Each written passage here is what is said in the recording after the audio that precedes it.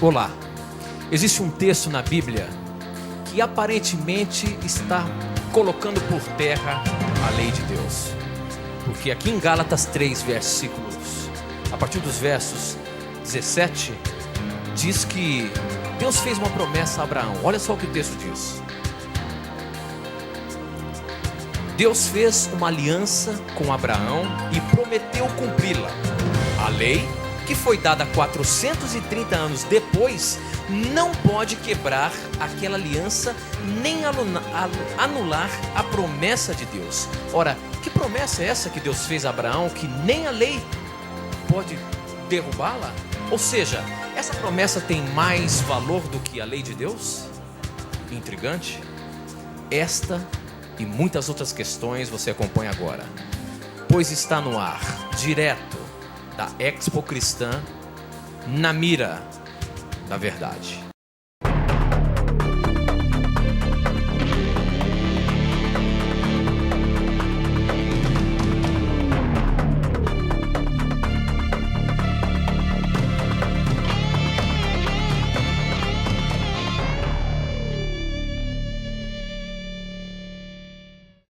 Olá, seja muito bem-vindo. Já estamos começando o nosso programa Na Mira da Verdade. Hoje, diferente, nós estamos aqui ao vivo, direto da feira Expo Cristã, onde muitas empresas religiosas estão aqui reunidas para expor os seus produtos.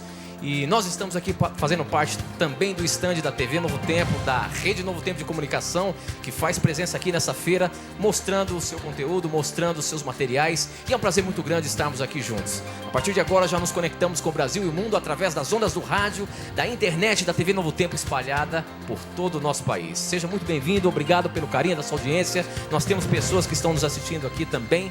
E é um prazer muito grande estar aqui. Professor Leandro Quadros. Meu amigo Tito, estamos próximos hoje. Hoje estamos cara a cara, hein, meu amigo? Cara a cara, olho no olho. Vamos ver como é que você vai sair bem pertinho de mim aqui, viu?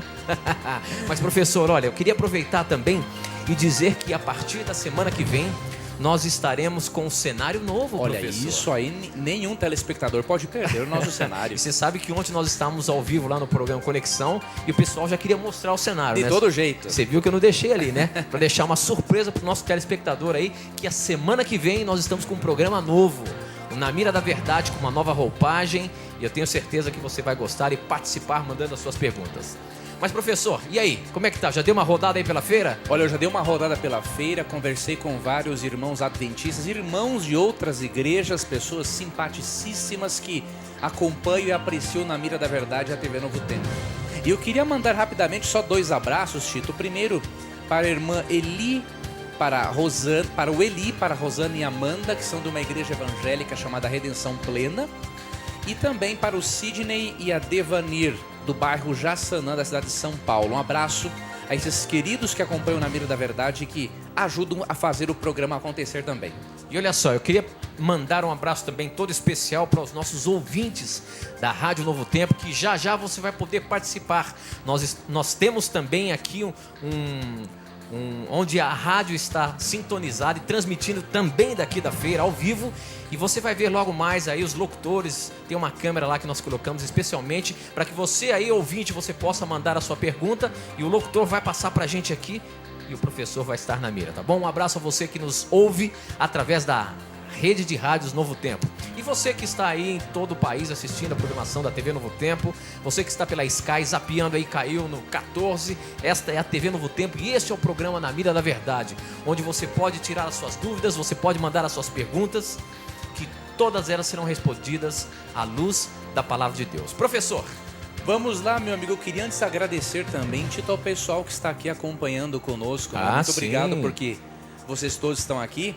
Inclusive nossas esposinhas, né, estão aqui também hoje. Hoje vieram prestigiar aqui os maridões, né, professor? Satisfação. Mas eu queria dizer o seguinte, de hoje, terça-feira que está começando a feira, até quinta-feira, vai ser a feira fechada para os lojistas e tudo mais. Então a gente não tem muita gente aqui hoje, exato, porque ela não está aberta ao público.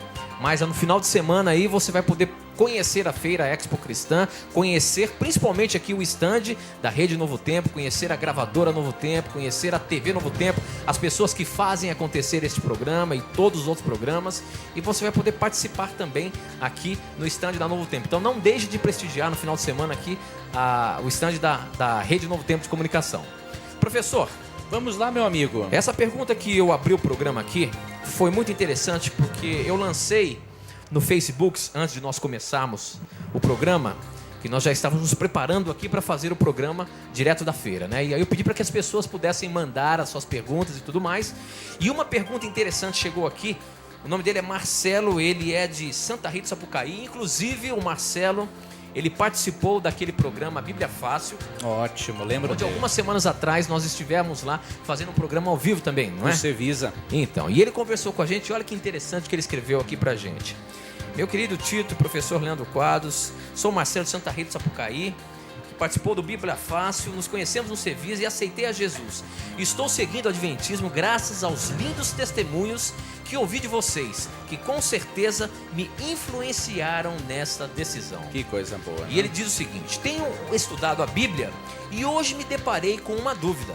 Em Gálatas 3, a partir do verso 15, diz que a lei não pode invalidar a promessa. A lei representa os 10 mandamentos, certo? Certo. E que promessa é essa que não pode ser invalidada nem mesmo pela lei de Deus? Olha só que interessante, professor. Eu li esse texto aí de Gálatas e ali dá a entender de que a promessa feita a Abraão, nem a lei pode quebrar. Que promessa era essa, professor? Isso aqui é uma coisa interessante, Tito. Paulo está aqui em Gálatas sendo contra um sistema religioso que fazia da lei um meio de salvação. Então havia um grupo de crentes na Galácia que acreditava que a lei, os escritos de Moisés, incluindo os 10 mandamentos, eram o meio de salvação. O que Paulo fez? Ele cita em Gálatas capítulo 3 o exemplo de Abraão. Ele faz uma menção a Gênesis 12:3, onde Deus promete dar a Abraão um descendente, e um descendente por meio de quem todas as pessoas do mundo seriam abençoadas por ele. E que descendente era esse? Cristo. E aí o que acontece? Paulo mostra que a lei tem uma função condenatória. E que se o cristão quer se salvar por meio de obras, então ele está condenado. E o sacrifício de Cristo é vão. Então, quando ele afirma que a lei não invalida a promessa de Deus, ele está dizendo, Tito, o seguinte: que a lei de Deus não pode tomar o lugar da graça de Deus em salvar o pecador. Essa foi a promessa que ele deu a Abraão? Ele prometeu a Abraão em Gênesis 12:3 abençoar a todas as nações da terra por meio do descendente de Abraão. E esse descendente é o Cristo. Ok. Então a salvação é um presente, é dado de graça. A lei não pode aparecer como um substituto da graça e invalidar a promessa. Então o que Paulo quer mostrar aqui não é que ele é contra a lei de Deus, porque em Romanos 7:12 Paulo diz que a lei é santa. E ele mesmo diz que tinha prazer na lei de Deus. Mas Paulo quer demonstrar o seguinte: que a lei tem o seu papel, mas que a lei não pode invalidar a promessa da graça de Deus.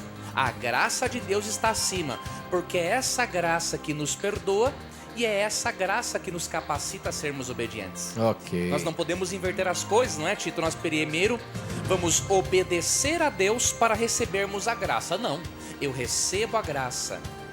E o poder do Espírito Santo, de acordo com Hebreus 8:10, escreve essa lei no meu coração.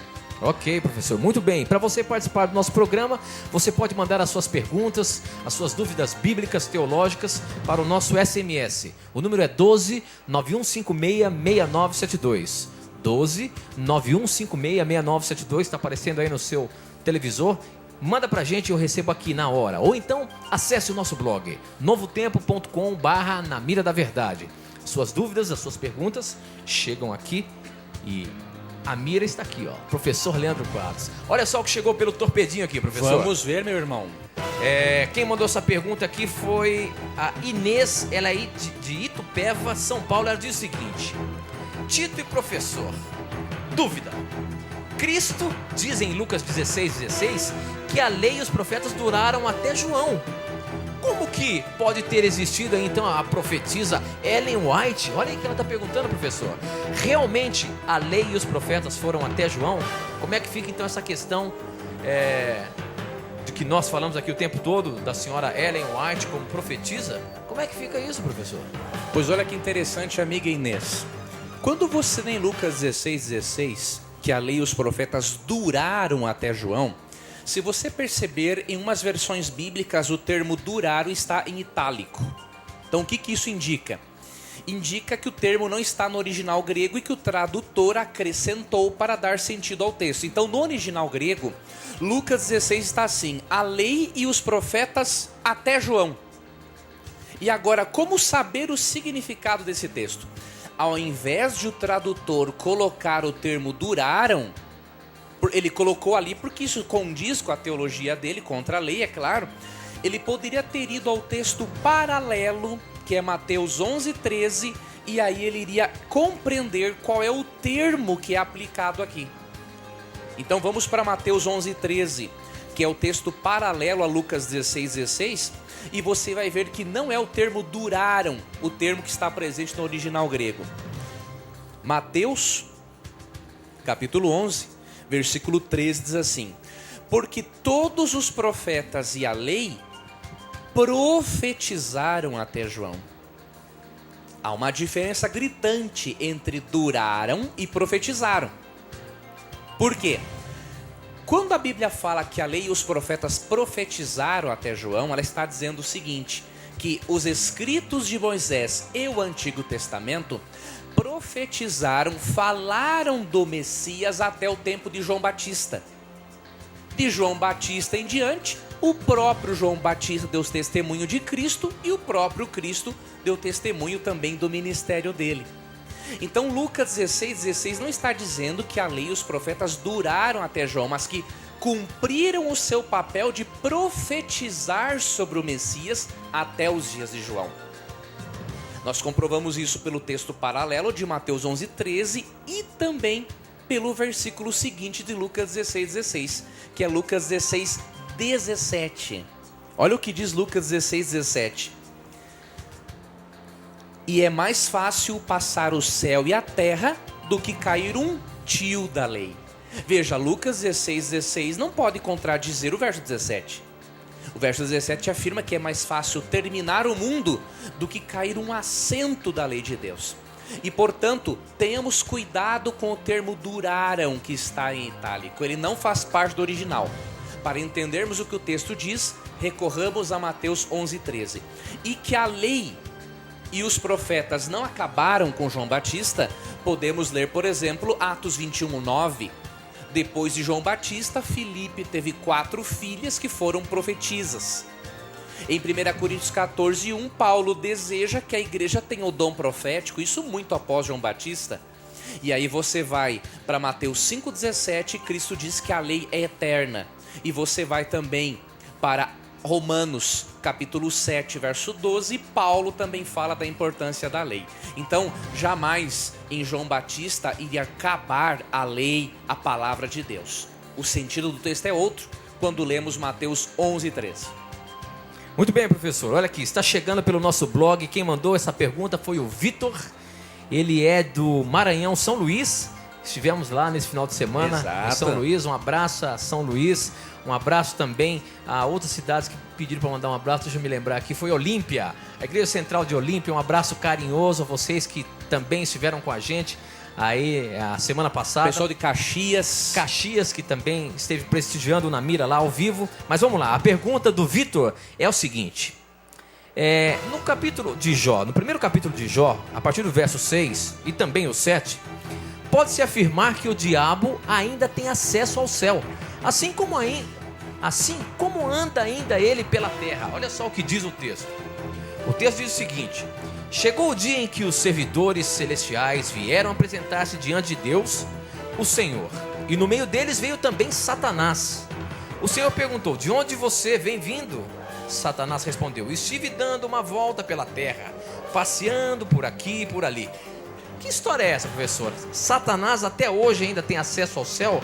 Ele anda aqui pela terra e também tem acesso ao céu, é isso mesmo? esse texto nos afirma que isso acontece hoje ainda? 2 textos, amigo Tito, serão suficientes para nos provar que aquele encontro de Satanás com Deus não foi no céu. O primeiro texto se encontra no Salmo capítulo 5, verso 4, que diz assim: porque tu não és um Deus que tenha prazer na iniquidade, nem contigo habitará o mal. Ou seja, o mal não habita com Deus. Lúcifer não habita com Deus e, portanto, ele não tem acesso direto a Deus. Outro texto importantíssimo é Apocalipse, capítulo 12, do versículo 7 até o versículo 9. E aí nós vamos concluir a explicação para o nosso telespectador e internauta. Apocalipse 12, 7 a 9 diz o seguinte: e houve batalha no céu. Miguel e os seus anjos batalhavam contra o dragão e batalhavam o dragão e seus anjos, mas não prevaleceram, nem mais o seu lugar se achou nos céus. Então a Bíblia é clara em dizer que o lugar de Lúcifer no céu não se achou mais. Ele foi expulso definitivamente. Esses textos nos levam a concluir que o encontro que Satanás teve com Deus foi ou no planeta Terra ou em outro mundo. Nós não temos uma resposta definitiva a isso. Mas que não foi no paraíso, Tito, no céu não foi, porque esses 2 textos, Salmo 5, verso 4 e Apocalipse 12, 7 a 9, são muito claros a respeito disso.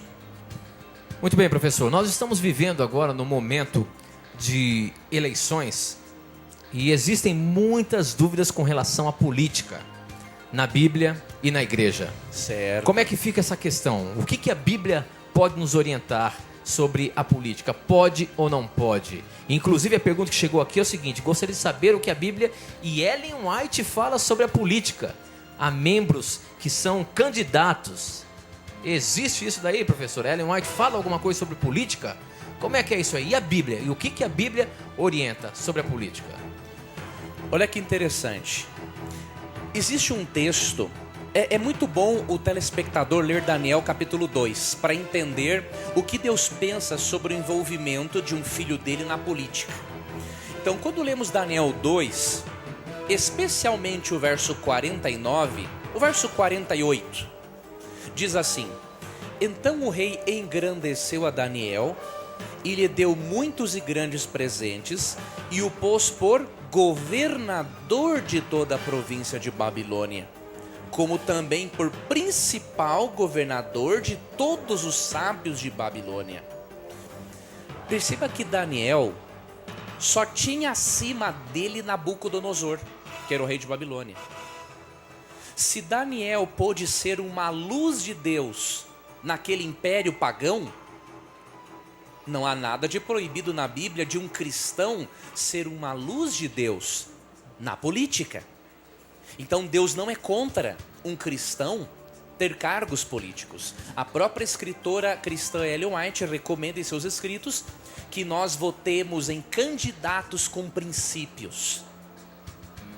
Então você nunca vai perceber na Bíblia, nem na igreja adventista, algo que condene a política. Agora, há uma observação a ser feita. Se você é uma pessoa que tem uma íntima comunhão com Deus, está forte contra as tentações que advêm por se envolver com política, vá em frente. Você pode ser um Daniel em meio à nossa sociedade atual. Agora, se o seu problema é dinheiro e a sua fraqueza, não se envolva com política, porque o meio pode corromper você. Agora, biblicamente, a Bíblia não proíbe. Você tem que fazer uma análise com Deus, conhecer a você mesmo para tomar uma decisão a respeito desse assunto. Ok, professor. A próxima pergunta que chega aqui pra gente pelo torpedinho SMS é o seguinte: no livro de Gênesis aparecem personagens que morreram com quase 1000 anos. Está certo isso? Ou esta contagem de tempo era diferente no passado? Como é que é isso, professor? Realmente as pessoas, porque hoje a gente analisando isso é um absurdo, né? Hoje a gente vive no máximo aí 70, 80 anos, quando lá 100 anos. Agora 1000 anos? Isso parece a história da carochinha, não é não? Como é que é isso? Aqui é o seguinte, realmente o tempo de vida dos antediluvianos era um tempo de vida longo. Por quê? Nós lemos aqui em Gênesis, no capítulo 2, e percebemos uma coisa interessante, que no princípio, quando Deus criou o ser humano, Ele deu uma árvore para o ser humano, chamada árvore do conhecimento do bem e do mal. Através dessa árvore, o ser humano perpetuava a sua vida eterna. Então eu vou ler para nós aqui o que está na palavra de Deus, em Gênesis, no capítulo 3.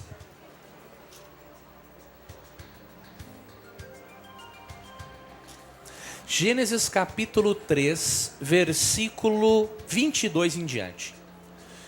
Então disse o Senhor Deus: eis que o homem é como um de nós, sabendo o bem e o mal. Ora, pois, para que não estenda a sua mão, e tome também da árvore da vida, e come e vive eternamente, o Senhor, pois, o lançou fora do jardim do Éden, para lavrar a terra de que fora tomado.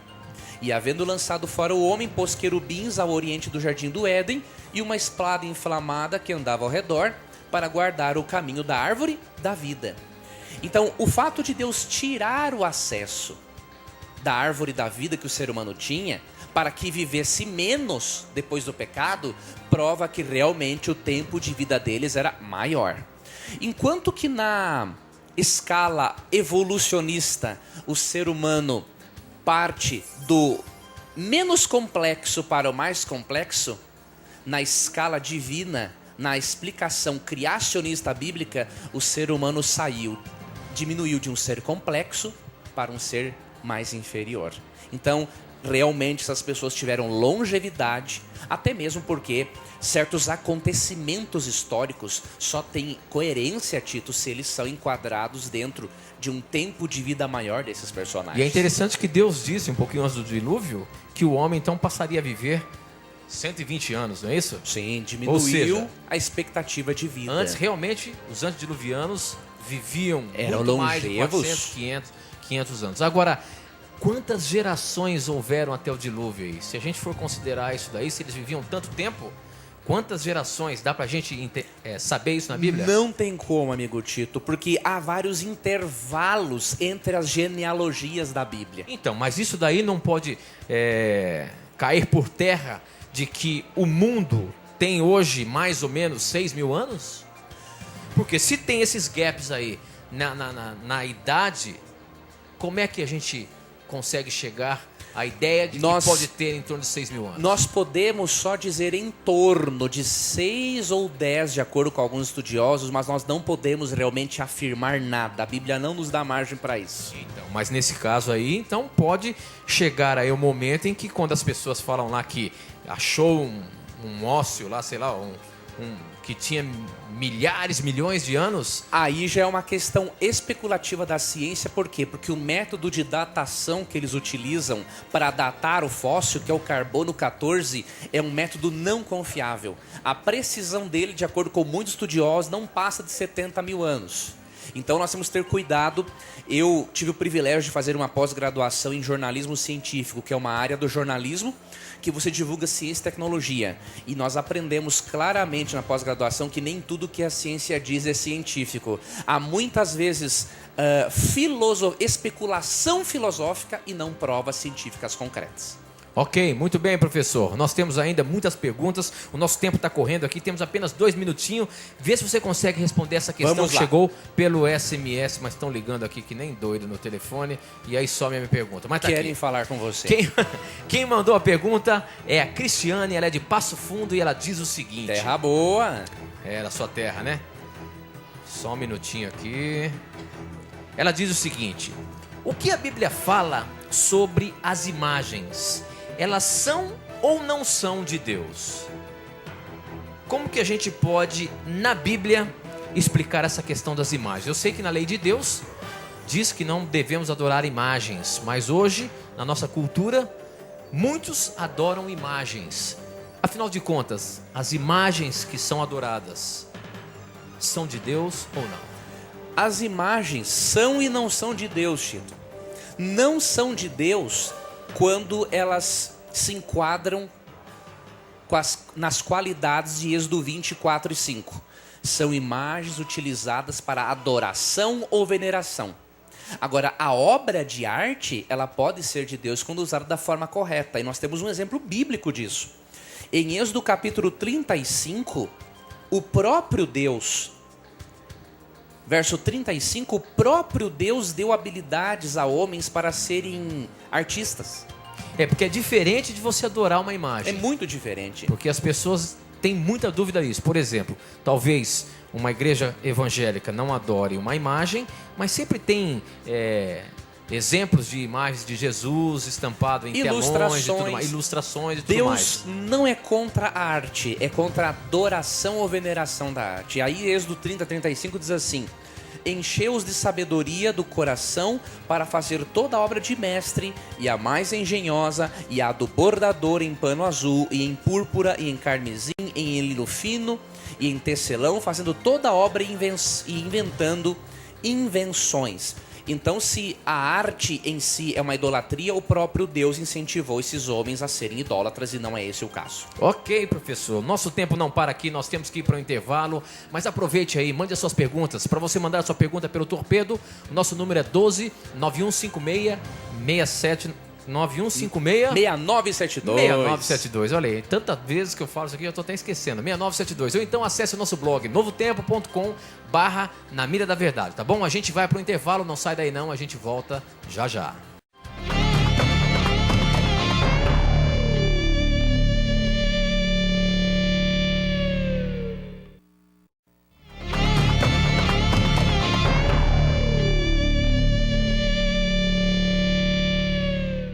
Já estamos de volta, hoje nós estamos falando ao vivo, direto da feira Expo Cristã. Nós estamos aqui no stand da Rede Novo Tempo de Comunicação.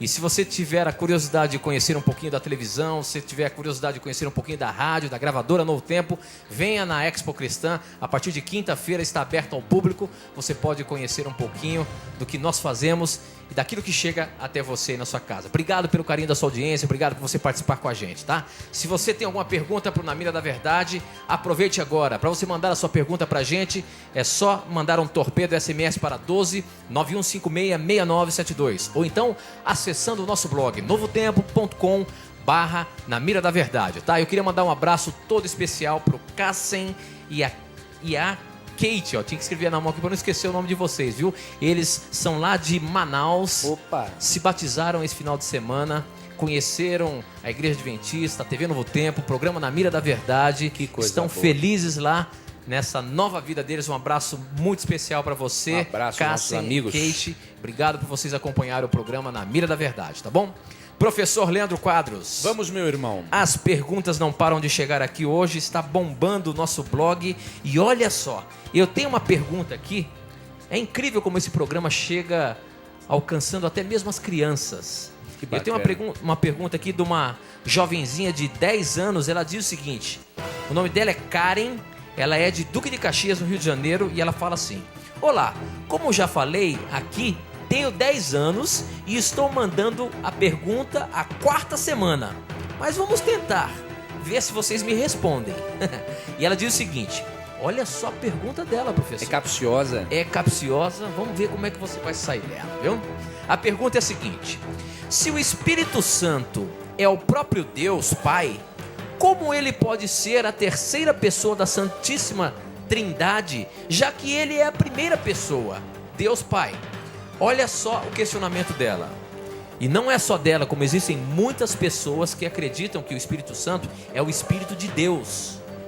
Ou seja, não existe a Trindade. Existe o Espírito de Deus, que é o Deus Pai e o Deus Filho.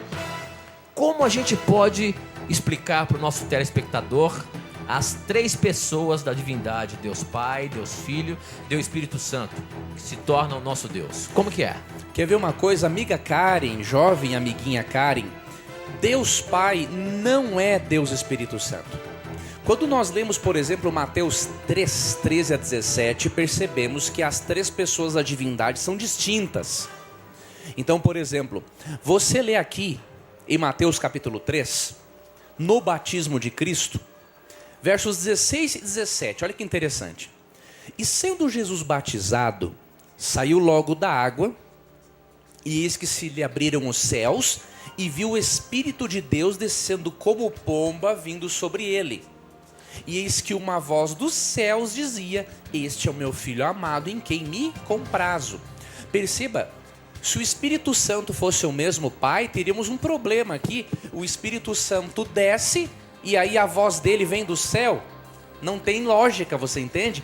É claro que Cristo foi batizado, o Espírito Santo desceu no ombro de Jesus e o Pai falou lá do céu. Então o Pai e o Espírito Santo não são a mesma pessoa. Quando a Bíblia usa o termo ali em Romanos 8:9, Espírito de Cristo ou Espírito de Deus, essa é uma forma bíblica de dizer que o Espírito Santo procede de Deus Pai e procede do Filho, ou seja, sai de pertinho deles. Não quer dizer que ele sai de dentro deles, mas procede, sai de pertinho. E aí eu recomendo também a leitura de João 14:16. Ali Cristo falou o seguinte: eu rogarei ao Pai e ele dará outro Consolador. Ou seja, o Espírito Santo é um outro, é distinto de Deus Pai, é distinto de Jesus Cristo. E aí você vai também para 2 Coríntios 13:13 e menciona-se lá que a graça de Jesus, o amor de Deus e a comunhão do Espírito Santo sejam com vocês. Então a Bíblia é muito clara, são 3 pessoas diferentes que formam uma divindade. Muito bem, professor. A próxima pergunta agora são das pessoas que nos ouvem através do rádio. E quem vai fazer a pergunta é o locutor que recebe essas perguntas e ele já está ouvindo a gente aí. Veríssimo, você está no ar aí com a gente? Olá, Tito Rocha. Alô, Veríssimo, da Rádio Novo Tempo. Opa, estamos olha, juntinhos ao vivo aqui da Rádio Novo Tempo, para as 17 emissoras da rede em todo o Brasil, também para os nossos amigos internautas em qualquer lugar do mundo, meu caro. Um abraço ao muito bem, Veríssimo. aos ouvintes. Você tem uma pergunta pra gente aí, meu amigo? Qual é a pergunta do nosso ouvinte para colocar na mira o professor Leandro Quadros? Olha, Tito, essa pergunta é daquelas que você gosta, hein? Capciosa, como você costuma dizer. A Patrícia já caprichou aqui na pergunta e ela vem da Karine Poliani. Ela diz: tenho 4 tatuagens, 4. Fiz durante o tempo em que estive afastada da igreja. Hoje, diz ela, estou retornando, mas não me incomodo. Posso ser julgada por isso? É a pergunta da nossa ouvinte. Põe na mira aí, Tito. Muito bem, professor. Muito bem, Veríssimo. E olha só, professor, essa questão de tatuagem é uma coisa que está em evidência agora. A gente pode até dizer que é uma geração da tatuagem, sabe? Os jovens, a maioria aí, tem se tatuado. Inclusive aqui na feira, na Expo Cristã, eu vi um folhetinho, alguém mostrando na Bíblia Sagrada o uso da tatuagem. E dizendo assim, 10 situações ou 10 maneiras que você pode se tatuar de acordo com a palavra de Deus. O que é isso, professor? Tenho curiosidade de ver esse folheto. Rapaz, eu queria ver esse folheto. Certeza, olha aqui. Você tá com o folheto na mão? Então me dá ele aqui. Com todo respeito, com toda certeza, esse folheto está mais por fora que arco de barril. Olha aqui, ó. O que é entende? verdade? Tatuagens. Tudo o que você sempre quis saber sobre tatuagens e seus significados. O que diz a Bíblia sobre piercing, tatuagem? Eu não sei se esse é um autor que está abordando a forma correta a princípio. Ele está dizendo então, qual é o significado dos desenhos. Como ele foi uma pessoa que usou, não é? Então, ele não está por fora como arco de barril, não. Ele não está defendendo. É coerente, então. Quero ver isso aqui, viu? Porque me chamou a atenção. Vamos dar mais uma olhada. Eu estava com um dos nossos amigos aqui, ele me mostrou isso daqui. Isso é interessante. Tem a ver com isso aí. Olha, em Levítico 19:28, nós encontramos o princípio de que Deus não quer que o cristão faça tatuagens. Então, na segunda parte do verso diz assim: nem fareis marca alguma sobre vós. Na nova tradução, na nova versão internacional, o termo é bem claro aqui: tatuagens. Não façam tatuagens sobre vocês. Por quê? A Bíblia diz em Gênesis 1:26 e 27 que o ser humano é a imagem e semelhança de Deus. E que se nós colocarmos algo a mais do nosso corpo que Deus não colocou, nós estamos, digamos assim, desvirtuando algo da imagem de Deus. Agora, essa irmã que fez tatuagens no passado e hoje se converteu a Cristo, não tem com o que se preocupar por isso, por quê? Olha o que diz Querida irmã, 2 Coríntios 5,17. Claro que para Deus o ideal era você não ter feito, não é? Agora, porque um cristão ele tem que se diferenciar das pessoas do mundo, não é? O cristão tem que demonstrar que ele é diferente, que ele é a luz, o sal da terra, de acordo com Mateus 5, 13 e 14. Agora, minha irmã, quando aceitamos a Cristo, não importa se no passado tenhamos feito tatuagens, se no passado tenhamos nos prostituído, se no passado tenhamos sido alcoólatras, se no passado tenhamos sido drogados, não importa, se você aceitou a Cristo, olha o que diz 2 Coríntios 5, 17. Assim que se alguém está em Cristo, nova criatura é. As coisas velhas já passaram, e eis que tudo se fez novo.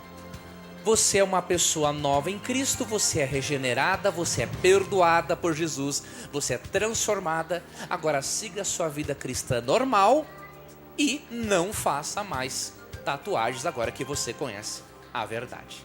Muito bem, professor. Então essa daí é uma mensagem para os nossos telespectadores, porque hoje é a geração da tatuagem. E é moda você fazer uma tatuagem e os jovens querem fazer uma tatuagem. O conselho bíblico é não fazer. Muitas vezes, amigo Tito, a pessoa tem uma baixa autoestima e ela procura, não é, se sentir melhor, mais bonita com a tatuagem, mas a tatuagem não resolve o problema, ela dá uma maquiada. Então o bom é você resolver o problema, né?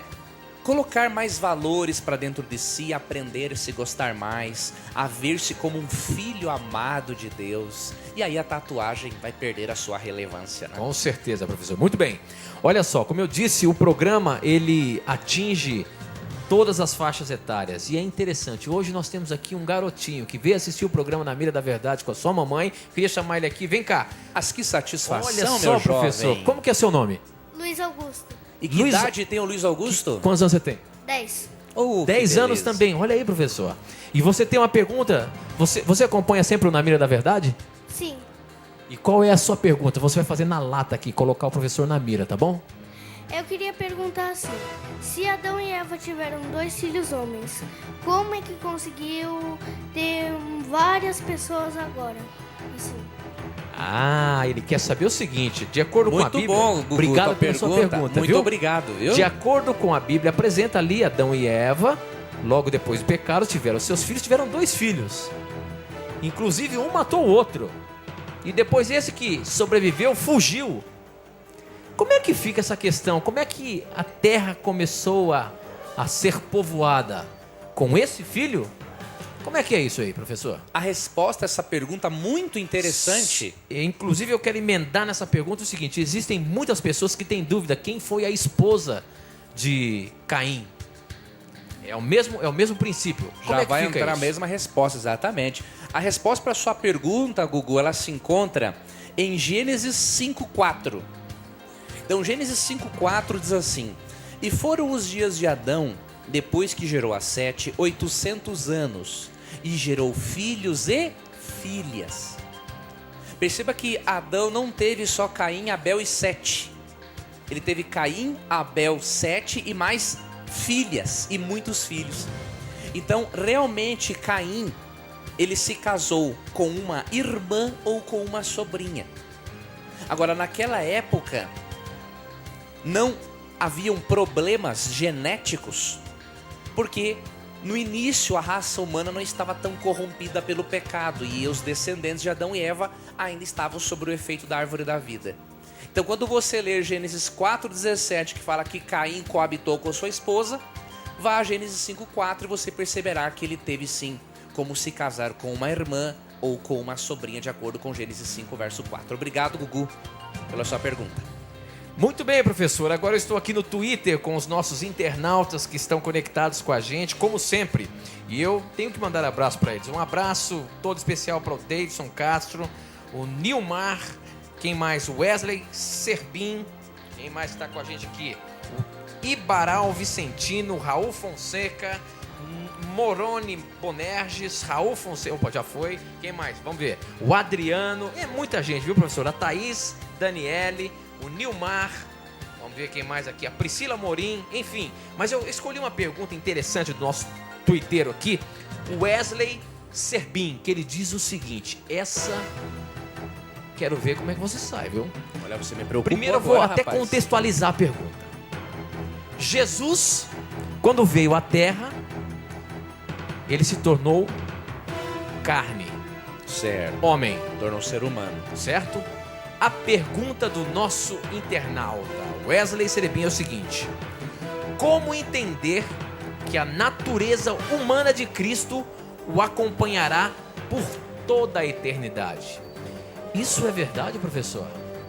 A natureza de Cristo, a natureza humana que ele teve, o acompanhará por toda a eternidade? É isso mesmo que a Bíblia fala? Sim, a Bíblia fala em Mateus 8:11, por exemplo. Olha que interessante esse texto. Mas eu vos digo que muitos virão do Oriente e do Ocidente e assentar-se-ão à mesa com Abraão, Isaque e Jacó no reino dos céus. Aqui fala que todos os salvos se reunirão a uma mesa para desfrutarem de uma refeição. Só que em Mateus 26:29, que é o complemento para darmos essa resposta, Mateus 26:29 diz assim, Cristo falando: e digo-vos que desde agora não beberei deste fruto da vide até aquele dia em que o beba de novo convosco no reino de meu Pai. Ou seja, Cristo afirma que mesmo na sua natureza divina humana, ele vai beber do puro suco da uva com os seus discípulos. Ou seja, ele vai preservar a natureza divina humana. Nós não temos como explicar isso, porque a encarnação é um mistério. Nós sabemos, de acordo com Lucas 1:35, que o divino Jesus, pelo poder do Espírito Santo, foi gerado dentro do ventre de uma mulher humana, sem a fecundação do óvulo por um espermatozoide. Então nós não temos como explicar a encarnação de Cristo. Agora, ela é um fato. E que Cristo tem hoje uma natureza divina humana também é um fato. Tanto que ele vai alimentar-se conosco na eternidade, de acordo com Mateus 26:29. Muito bem, professor. Olha, tem uma pergunta também no nosso blog que já entra nessa sequência aí. Opa. Olha só o que ele pergunta. Quem mandou foi o Taylor. Ele é de Nossa Senhora do Socorro, em Sergipe. Ele diz o seguinte: o que a Bíblia quer dizer em Romanos 8,16? Como pode o espírito se ligar com a carne? Já que quando a Bíblia fala de espírito, para pessoas quer dizer corpo. E o Espírito de Deus não tem forma corpórea, não é isso? Olha o que diz aqui Romanos 8, no verso 16. E o Espírito de Deus se une com o nosso Espírito para afirmar que somos filhos de Deus. Que citação da Bíblia é essa aqui, professor? Aqui, amigo Tito, é o seguinte: esse se unir com o nosso espírito é uma palavra que também significa testemunhar. Então eu vou ler aqui nessa versão que eu tenho, que diz assim: o mesmo Espírito testifica com o nosso espírito que somos filhos de Deus. A primeira palavra Espírito é óbvio, é o Espírito Santo. A segunda palavra Espírito se refere à nossa mente. Então o texto de Romanos 8,16 está dizendo o seguinte: que o Espírito Santo convence, testemunha à nossa mente, ao nosso espírito, de que nós somos filhos de Deus. Esse texto fala de uma das obras do Espírito Santo, Tito. Uma das obras do Espírito Santo é o seguinte: quando nós nos sentimos por demais pecadores para merecermos a salvação, o Espírito Santo convence o nosso espírito, a nossa mente, de que apesar dos nossos pecados, pela graça de Jesus Cristo, nós somos filhos de Deus. Então esse texto fala de uma obra do Espírito Santo, convencer-nos de que somos filhos de Deus. Ok, professor. Muito bem. Bom, olha, aqui pelo Twitter ainda tem muita pergunta, muita gente mandando sem parar a pergunta. Está muito gostoso o programa. Mas essa pergunta do Moroni Bonerges é interessante. Ele diz o seguinte: por ser mormon, dá a entender que ele é mormon, cremos que Deus mora num planeta chamado Colobi, e que Jesus é irmão de Lúcifer. Tem comprovação bíblica sobre isso? O que é isso, professor? Eu nunca ouvi sobre esse assunto. Que conversa é essa? Quer ver uma coisa, querido irmão Moroni? Nós temos um carinho muito grande por nossos amigos mormons. Temos muitos irmãos e queridos que acompanham na Mira da Verdade. Agora, essa teologia mormon, entre outras doutrinas, ela não possui embasamento bíblico. Na Bíblia não fala nada sobre isso. Nada. Por exemplo, quando a Bíblia fala da morada de Deus, olha como é que a Bíblia descreve essa morada, Tito. Tu vai ver que não tem nome. Lógico, o único nome é o nome de Apocalipse 21 e 22. A cidade é chamada de Nova Jerusalém, a cidade santa, em Apocalipse 21 e 22.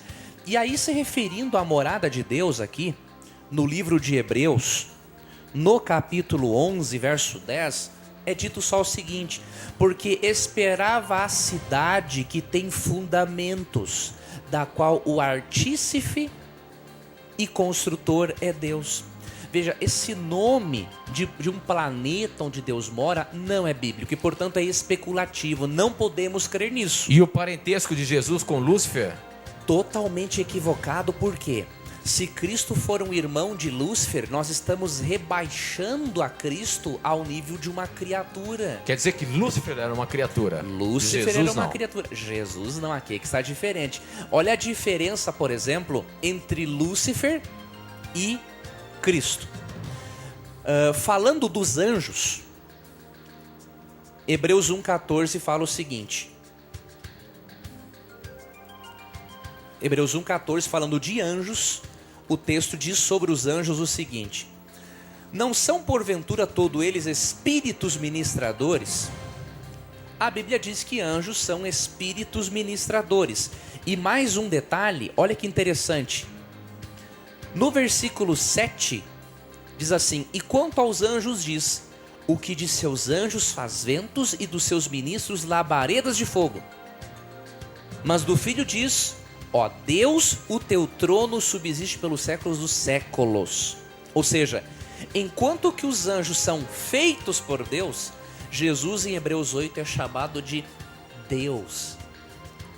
Cristo é o criador dos anjos. Tanto que em Colossenses 1, 15 e 16 diz que tudo, até mesmo os anjos, permanecem vivos porque Cristo dá energia para eles ficarem vivos.